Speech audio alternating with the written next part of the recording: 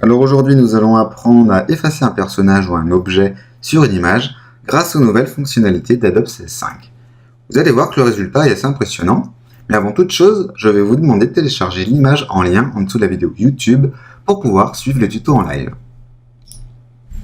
Alors nous l'ouvrons, nous double-cliquons ici sur l'arrière-plan afin d'en faire un calque et d'enlever le verrouillage. Et nous allons prendre la baguette magique, raccourci clavier W, et lui mettre une tolérance de 20. Donc, tout en appuyant sur la touche Shift de son clavier, nous allons détourer le fond de l'image. Alors, attention de passer bien partout, ici, comme ici, un petit jour, il ne faut pas l'oublier.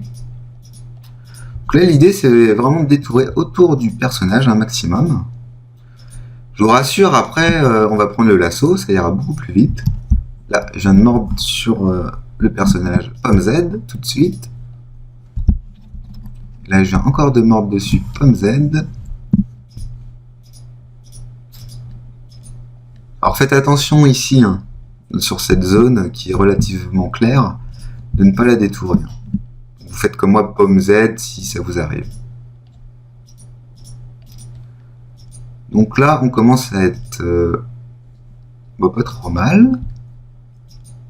Donc ce qu'on va faire, quand vous arrivez à ce résultat, vous prenez l'outil lasso qui se trouve au-dessus de la baguette magique, vous vérifiez que le contour progressif est bien à 0, et tout en appuyant sur Shift, eh bien on vient détourer les petits pétouilles qui nous embêtent.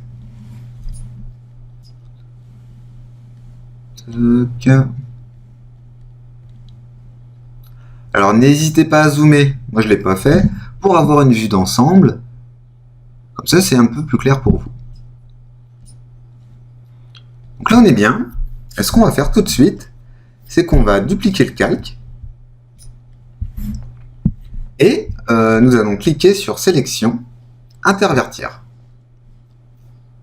Alors, ici.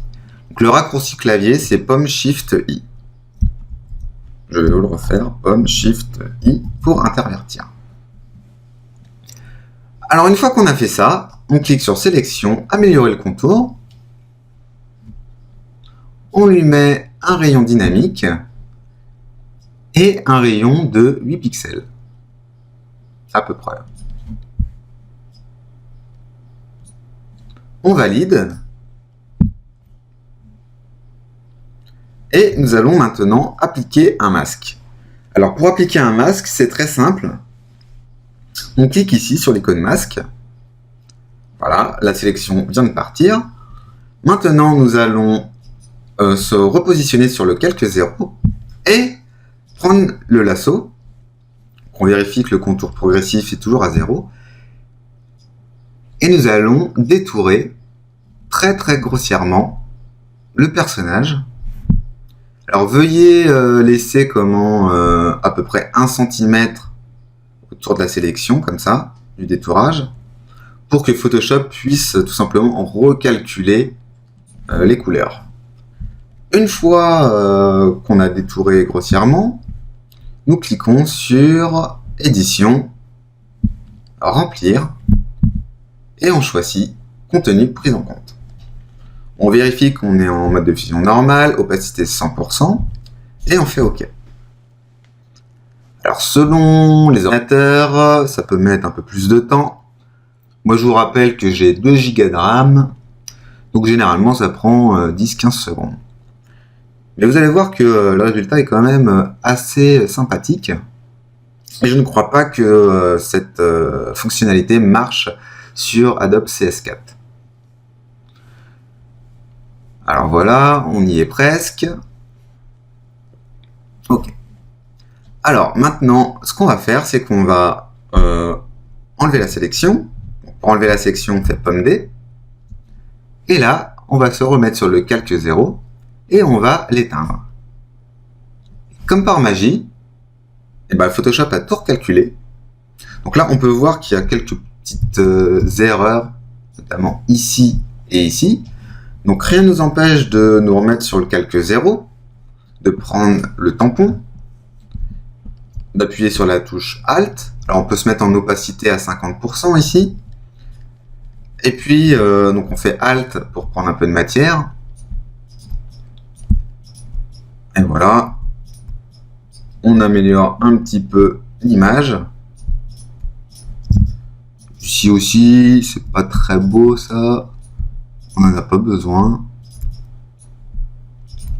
Hop, un petit dernier pour la route. Et voilà, un moins. Et on voit que Photoshop, comme un grand, a tout recalculé et nous a fait une belle image d'arrière-plan. Donc là, la nouvelle fonctionnalité aussi de Photoshop CS5, ce qui est très bien, c'est qu'on peut rallumer le calque et le repositionner n'importe où sur l'image. Alors rien ne vous empêche après d'appuyer sur la touche Alt pour rigoler, en mettre partout sur l'image. Voilà, si vous voulez en mettre un plus grand, un plus petit, on fait Pomme T. Voilà, on le rétrécit. Si vous voulez faire un petit arrière-plan rigolo, eh ben, libre à vous. Donc voilà, le tuto se termine. J'espère que vous l'avez apprécié. Si vous l'avez aimé, n'hésitez pas à le faire partager autour de vous et à vous abonner à notre chaîne YouTube, ça nous fera très plaisir. Donc je vous dis à très bientôt pour un nouveau tuto. Et entre-temps, si vous avez des questions, n'hésitez pas à les poser sur www.team8.fr ou tout simplement sur notre chaîne YouTube. Au revoir et à bientôt.